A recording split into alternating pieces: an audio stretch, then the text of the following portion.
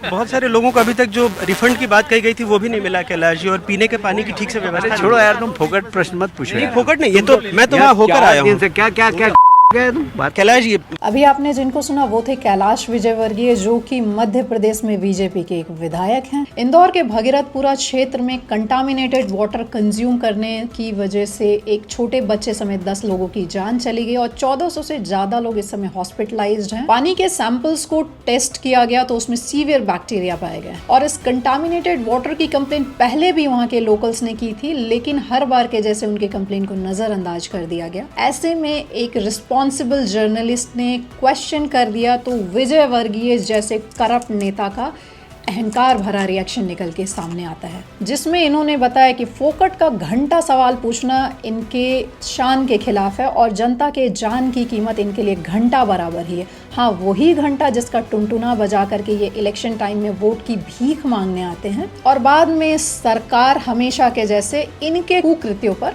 पर्दा डालने का काम करती है। ये कोई नेचुरल डिजास्टर नहीं था, ये सिस्टम की नेग्लिजेंस और इररेस्पॉन्सिबिलिटी का रिजल्ट था। और पब्लिक जब जवाब मांगती है तो पब्लिक को ये सुनने को सामने आता और मोदी जी हमेशा के जैसे गरीबों की जान पर चुप्पी साध लेते हैं, क्योंकि मोदी सरकार में उनके एक नेता द्वारा दिया गया स्टेटमेंट ये सिर्फ स्टेटमेंट नहीं था, ये उनकी सोच का एक नंगा सच था। क्योंकि सिस्टम के अंदर का नेता जब इतनी बेशर्मी भरा स्टेटमेंट देता है तो उसका जहर पूरे सिस्टम में फैलता है और फिर शुरू होता है passing the blame and damage control की पॉलिटिक्स।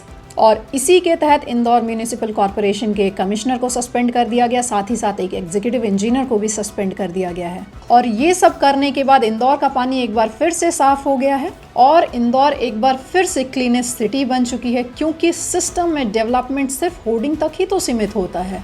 विजयवर्गीय जैसे नेता जब माइक पे आते हैं तो सारी जिम्मेदारी छुट्टी पे चली जाती है। कभी महिलाओं के कपड़ों पे टोंट तो कभी पब्लिक को लेक्चर, कभी विमेन क्रिकेटर्स को सही गलत का ज्ञान देते हैं और बाद में क्लासिक लाइन भी चिपकाते हैं, मीडिया ने गलत दिखाया है।